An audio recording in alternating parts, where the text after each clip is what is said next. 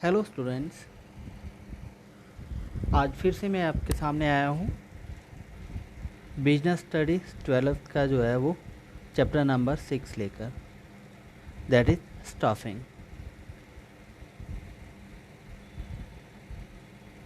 तो स्टाफिंग के लिए जो है वो हम लोग जो है वो बातचीत करते हैं, लेकिन उससे पहले जो है वो आप लोग जो है वो चैनल को सब्सक्राइब करना मत भूलिएगा, और अगर आपको अच्छा लगे तो लाइक भी कीजिएगा, कमेंट भी करिएगा। ठीक है। तो पिछला चैप्टर था हमारा ऑर्गेनाइजिंग, उसमें हमने ऑर्गेनाइज़ किए सारा जो था, फंड्स थे या बाकी जो चीज़ें थी उसको ऑर्गेनाइज़ करके जो है वो हम लोगों ने रखा, ताकि इन फ्यूचर जो है वो हम लोग जो है वो काम करें। प्रोसेस क्या था ऑर्गेनाइज का, इम्पोर्टेंस क्या थी, फंक्शनल स्ट्रक्चर क्या था, वो सब कुछ हम लोगों ने जो है उसमें देखा। अब हमारे पास है स्टाफिंग। ठीक है। स्टाफिंग जो है किसी भी ऑर्गेनाइजेशन में अगर जो है वो हम लोगों को सक्सेस करनी है, तो उसके लिए जो है वो सबसे ज़्यादा जो है हम लोग डिपेंड रहते हैं ह्यूमन रिसोर्सेज पे, कि उनको हम यूटिलाइज जो है वो किस तरीके से करें। ठीक है। कैसे हम लोग जो है वो उसको यूटिलाइज करें, तो स्टाफिंग प्रोसेस जो है वो हमें जो है वो इसमें लेना पड़ता है। तो मेन जो है वो इसका जो मेन मोटो है वो यही है कि राइट पर्सन को राइट राइट जॉब पे जो है वो हमें लगाना है। और किसी भी ऑर्गेनाइजेशन की प्रॉस्पेरिटी इसी पे जो है वो डिपेंड रहती है कि उनकी वर्क फोर्स जो है वो किस तरीके से जो है वो है। कंसेप्ट क्या है स्टाफिंग का? स्टाफिंग जो है वो हमें बताती है कि राइट मैन जो है वो राइट जॉब पे है, और मेन फंक्शन जो है वो कंसर्न रहता है कि कितनी जो है वो मैन पावर जो है वो हमारे यहाँ पे जो है वो रिक्वायर करती है इस चीज़ को करने के लिए। हमारे पास जो है वो कई फंक्शंस भी है, जैसे हमारे पास रिक्रूटमेंट है, सिलेक्शन है, ट्रेनिंग है, ग्रोथ है, डेवलपमेंट है एम्प्लॉयज़ की। तो ये सारी चीज़ें जो है वो हमारा जो है वो हम लोग कर सकते हैं इसमें हमारे स्टाफिंग में। अब उसी के साथ साथ जो है वो हम लोग जो है वो अगर देखें तो हम लोग जो है वो कर सकते हैं कि जहाँ पे हमारे पास कंट्रोल करने के लिए स्टाफिंग में जो है वो फंक्शन हमारे पास रहता है। और हम कह सकते हैं कि स्टाफिंग जो है वो एक लाइन और स्टॉप फंक्शन है। ठीक है। अब इसकी जो है वो नीड क्या है, ज़रूरत क्या है हमें, कि हम लोगों को जो है वो स्टाफिंग चाहिए क्यों? काम करना है तो स्टाफ तो चाहिए ना भाई। तो इसकी इम्पोर्टेंस तो तभी हो क्योंकि जितना भी ह्यूमन रिसोर्स है वो फाउंडेशन है, जितना भी एसेट्स है उसको काम करने के लिए ये हेल्प करते हैं ऑर्गेनाइजेशन को कि उसके ऑब्जेक्टिव जो है वो अचीव किए जा सकें। तो स्टाफिंग जो है वो one of the most important managerial function है, जो हेल्प करता है हमें हमारे जो टारगेट हैं उनको कंप्लीट करने में। तो सबसे पहले है कि helps in discovering and obtaining competent personal. Staffing ensure करता है कि हमारे पास जो है वो सूटेबल और कैपेबल पर्सन होने चाहिए अलग अलग जॉब के लिए। हाई परफॉर्मेंस है, अगर हम लोग जो है वो किसी पर्सन को जो है वो राइट मैन को राइट जॉब पे रखते हैं तो वो अपनी परफॉर्मेंस जो है वो बेटर तरीके से जो है वो कर सकता है। Ensure continue survival and growth, जो बिजनेस के को अगर हम बढ़ाना चाहते हैं तो उसमें कंटिन्यूसली जो है वो अगर ग्रोथ देखनी है तो हमें स्टाफिंग जो है वो चाहिए। अच्छा, ensure optimum utilization of human resource, ये हेल्प करता है कि हम लोगों को जो है वो जितनी भी मैन पावर है उसको ओवर मैनिंग नहीं करना है, हाई लेबर कास्ट नहीं रखनी है। इसमें हमें मदद मिलती है कि हम लोग जो है वो जैसे शॉर्टेज ऑफ एम्प्लॉयज़ है उससे हमें नहीं जूझना पड़ता। हमको पता है कि हमें कितने पर्सन चाहिए इस जॉब के लिए, तो हम उसी के अकॉर्डिंग जो है वो अपना स्टाफ जो है वो मेंटेन करेंगे। Job satisfaction and moral of employees, हम असेसमेंट के द्वारा जो है एम्प्लॉयज़ को जो है वो कंट्रीब्यूशन दे सकते हैं। स्टाफिंग इम्प्रूव करती है जॉब सेटिस्फेक्शन और एम्प्लॉयज़ का मॉरल। कॉम्प्लिकेटेड अगर बिहेवियर हो, ये रिक्वायर करता है कि हम लोगों को जो है हर एक ह्यूमन बीइंग का जो भी बिहेवियर है, चाहे वो जैसा भी है, तो वहाँ पे जो है वो हमें उनके कॉम्प्लिकेटेड बिहेवियर के हिसाब से भी जो है वो हमें स्टाफिंग जो है वो चाहिए। मैनेजमेंट जो है वो रिक्वायर करता है ये फंक्शन की वो काफ़ी एफिशिएंटली से जो है वो काम किया जा सके। राइट मैन जो है अगर अवेलेबल नहीं होगा राइट जॉब पे, तो इससे हमारा पैसा भी वेस्ट होगा, टाइम भी वेस्ट होगा, मटेरियल भी और एफर्ट्स भी वेस्ट होंगे, और हमारा टारगेट भी कंप्लीट नहीं होगा। तो एज ए स्टाफिंग जो है as a part of human resource management. ठीक है। अब हम लोग जो है मैनेज करते हैं ह्यूमन रिसोर्स को, सबसे इम्पोर्टेंट फंक्शन है ऑर्गेनाइजेशन का, ठीक है। हम डिपेंड रहते हैं दूसरों पे, ह्यूमन पे, उनकी परफॉर्मेंस पे। ह्यूमन रिसोर्स मैनेजमेंट जो है वो इम्पोर्टेंट फंक्शन है, क्योंकि ये मेन कंसर्न रहता है कि हम किस तरीके से मैनेज करें और ह्यूमन जो रिसोर्सेज हैं उनको डेवलप कैसे किया जा सके। सपोज़ कि उनकी नॉलेज, स्किल्स, टैलेंट्स जो है वो, उनकी कैपेबिलिटीज़ क्या हैं, इनको किस तरीके से जो है वो हम लोग उभार सकते हैं। ये इन्वॉल्व करता है मैन पावर रिक्वायरमेंट ऑर्गेनाइजेशन की, रिक्रूटमेंट, सेलेक्टिंग द वेस्ट जो है वो अवेलेबल एम्प्लॉयज़ में से कौन जो है वो अवेलेबल जो है वो एम्प्लॉयज़ जो है वो सबसे बेस्ट है।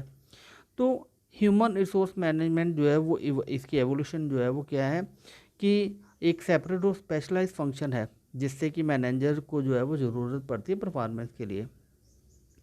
ये मैनेजमेंट की वो ब्रांच है जहाँ जो कि कंसर्न रहती है रिक्रूटमेंट, सिलेक्शन, डेवलपमेंट और एम्प्लॉयज़ का अच्छा इस्तेमाल करने के लिए। तो इसलिए हम कह सकते हैं कि हर एक एम्प्लॉय जो है वो इसका मैक्सिमम कंट्रीब्यूशन जो है वो दे सकता है अपने ऑर्गेनाइजेशन गोल के लिए। और ह्यूमन रिसोर्स मैनेजमेंट जो है, जो कि हम लोग देखते हैं, तो ये रिज़ल्ट है कई जो है वो इंटर रिलेटेड डेवलपमेंट का। आजकल इंडस्ट्रियल रेवोल्यूशन है और इसलिए जो है इंडस्ट्रियल एरा होने के कारण जो है हम लोगों को इसकी ज़रूरत जो है वो रहती ही रहती है। जैसे जैसे जो है ट्रेड यूनियन मूवमेंट बनती है और हर एक पर्सन जो है वो अकॉर्डिंग टू एक लिंक जो है वो मैनेजमेंट और वर्कर के बीच में जो है वो रहता है। तो ये रोल जो है वो लेबर वेलफेयर ऑफिसर के द्वारा जो है वो कन्फाइन किया जाता है, और वेलफेयर एक्टिविटीज़ जो है वो एम्प्लॉयज़ की, उसमें भी जो है वो कि एम्प्लॉयज़ जो है वो उसका भला कैसे होगा, ये चीज़ें भी जो है वो देखी जाती हैं। तो समय गुजरने के साथ साथ फैक्ट्री सिस्टम भी जो है वो इंट्रोड्यूस हुआ।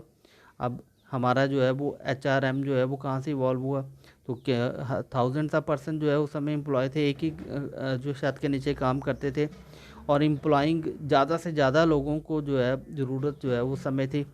तो इसी तरीके से जो रोल था फिलिंग और गिविंग पीपल जो है ऑर्गेनाइजेशन का, तो उसको हम जो है वो पर्सनल ऑफिसर के नाम से जो है वो जानते हैं। और उसका मेन काम यही था कि वो लोगों को जो है वो रिक्रूट करता था, सिलेक्ट करता था, और उनको जो है वो मेन जो उनकी जॉब जो है उसके ऊपर लगाता था। तो जैसे समय गुजरा और काफ़ी जो है वो चेंजिंग आती गई टेक्निक्स में, डेवलपमेंट में, नई स्किल डेवलपमेंट हुई, ट्रेनिंग हुई, नए एम्प्लॉयज़ हुए। तो ह्यूमन रिलेशन अप्रोच जो है वो रिकॉग्नाइज की गई, मोस्ट सूटेबल जो है पर्सनल जो थे वो भी उन्होंने रिप्लेस किए HRM में। तो इस तरीके से अगर हम देखें तो मेन फंक्शन जो कि HRM के द्वारा जो है जो परफॉर्म किए जाते हैं वो कौन से हैं। तो सबसे पहले है determining the number and types of employees required, कि कितने जो नंबर हैं, कितने लोग चाहिए, उनको जो है कहाँ पे एम्प्लॉय करना है। तो ये सारी चीज़ें जो है वो जहाँ पे जो है वो चेक की जाती है, रिक्रूटमेंट की जाती है, सिलेक्शन की जाती है, प्लेसमेंट की जाती है एम्प्लॉयज़ की, ठीक है। साथ ही साथ जो है providing training to the employees, उनको ट्रेनिंग दी जाती है एम्प्लॉयज़ को, ताकि वो इम्प्रूवमेंट कर सके अपना जो है वो परफॉर्मेंस और कैरियर ग्रोथ। इसी के साथ साथ जो है जो परफॉर्मेंस क्या है उनकी वो भी चेक की जाती है, मोटिवेट किया जाता है एम्प्लॉयज़ को कि उनको फाइनेंशियल और नॉन फाइनेंशियल इंसेंटिव दिए जाते हैं, सोशल सिक्योरिटी उनको दी जाती है, और इंटरप्राइजेज में जो भी लीगल कॉम्प्लिकेशंस होती हैं वो इंटरप्राइजेज में जो है उनको डिफेंड करना जो है वो भी दिखाया जाता है। और इस तरीके से जो है वो यूनियन और मैनेजमेंट के बीच में एक रिलेशनशिप जो है वो बनाई जाती है। तो अब उसके बाद है हमारे पास स्टाफिंग प्रोसेस, ठीक है। तो स्टाफिंग प्रोसेस है कि ये सबसे इम्पोर्टेंट मैनेजरियल फंक्शन है जो हेल्प करता है ऑब्टेनिंग और फुलफिलिंग वेरियस पोजीशन जो ऑर्गेनाइजेशन में है और सूटेबल कैपेबल पर्सन है। एस्टिमेटिंग जो है, सबसे पहले हम लोग जो एस्टिमेट करते हैं मैन पावर रिक्वायरमेंट, और बिफोर जो है शुरू करने से हम लोग जो है वो मैन पावर रिक्वायरमेंट देखते हैं ऑर्गेनाइजेशन की। दो एस्पेक्ट इसमें जो है वो दिखाए जाते हैं जो कि डिटरमाइन करते हैं मैन पावर को। सबसे पहले टाइप ऑफ एम्प्लॉयज़ और नंबर ऑफ़ एम्प्लॉयज़, और साथ ही साथ job requirement, qualification relationship between different job ये दिखाई जाती है। मैन पावर प्लानिंग इन्वॉल्व करती है दो टेक्निक्स, एक है वर्कलोड एनालिसिस और एक है वर्क फोर्स एनालिसिस। अच्छा, तो इस तरीके से जो है अगर हम देखें तो वर्कलोड एनालिसिस जो है वो हमें इनेबल करती है कि हम असेस करें कि कितने नंबर ऑफ़ टाइप जो है वो ह्यूमन रिसोर्स नेसेसरी है किसी भी परफॉर्मेंस में वेरियस जॉब्स में, जो कि हम लोगों को ऑर्गेनाइजेशन ऑब्जेक्टिव कंप्लीट करने हैं। वर्कलोड एनालिसिस हमें बताती है कि कोई बर्डन तो नहीं है, वेस्टेज तो नहीं है रिक्वायरमेंट का। और इसी तरीके से हमारे पास जो है वो सेकंड वन इसका जो है वो आता है रिक्रूटमेंट। लेकिन उससे पहले हम लोग देख लेते हैं कि हमारा जो प्रोसेस ऑफ स्टाफिंग जो है वो कैसे चलता है। सबसे पहले एस्टिमेट करना है मैन पावर रिक्वायरमेंट्स क्या है, रिक्रूटमेंट क्या है, सिलेक्शन, फिर उसके बाद placement and orientation, training and development, performance appraisal, promotion and career growth, और फिर उसके बाद कंपनसेशन। ठीक है, तो अब हमारे पास जो है नेक्स्ट वन जो है वो है हमारे पास रिक्रूटमेंट। रिक्रूटमेंट जो है वो प्रोसेस है जिसमें हम लोग जो है वो चेक करते हैं, सर्च करते हैं, मोटिवेट करते हैं, लार्ज नंबर ऑफ जो है वो एम्प्लॉयज़ है उनमें से किसी को चूज़ करते हैं। इसमें हमारे पास क्या आता है, इसमें हमारे पास आता है सबसे पहले हम डिटरमाइन करें कि वेरियस सोर्सेज ऑफ सप्लाई क्या हैं, इवेल्यूशन क्या है, वैलिडिटी क्या है इन सोर्सेज की, सेलेक्ट करते हैं मोस्ट सूटेबल सोर्स जो है और इनवाइट करते हैं एप्लीकेशन कैंडिडेट्स के द्वारा।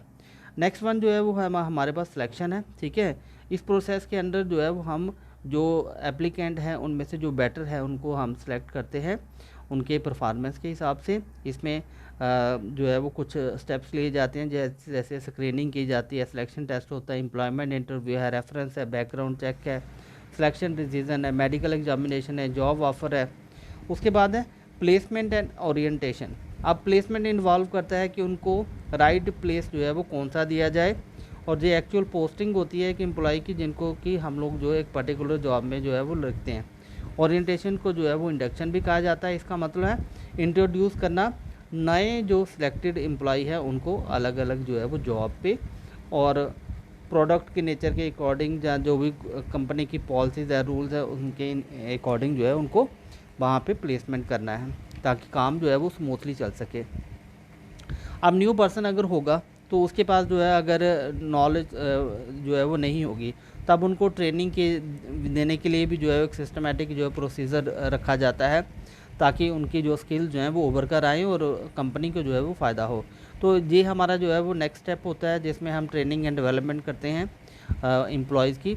जो भी हम लोगों ने जॉब पे जो है वो रखे हैं उनको किस तरीके से अच्छे तरीके से टूल्स या मशीन को जो है वो चलाना है, या जो भी काम है उसको कैसे करना है, इम्प्रूव कैसे करना है, ये सब चीज़ें जो हैं वो सिखाई जाती हैं। अब उसके बाद है परफॉर्मेंस अप्रेजल। ठीक है, इस स्टेप में जो है हम लोग जो है वो चेक करते हैं कैपेबिलिटी क्या है एम्प्लॉयज़ की, और उनको जज किया जाता है। उनको काम जो दिया जाता है उसके हिसाब से उनको जज किया जाता है ताकि किसी तरीके से जो है ओवरलोडिंग तो नहीं है वर्क की, जो काम उनको जो है वो प्रॉपर दिया गया है क्या वो उस काम को सही ढंग से कर रहे हैं या नहीं कर रहे हैं। तो ये परफॉर्मेंस अप्रेजल होता है उनका, जिसमें उनको उनकी परफॉर्मेंस क्या है वो चेक की जाती है।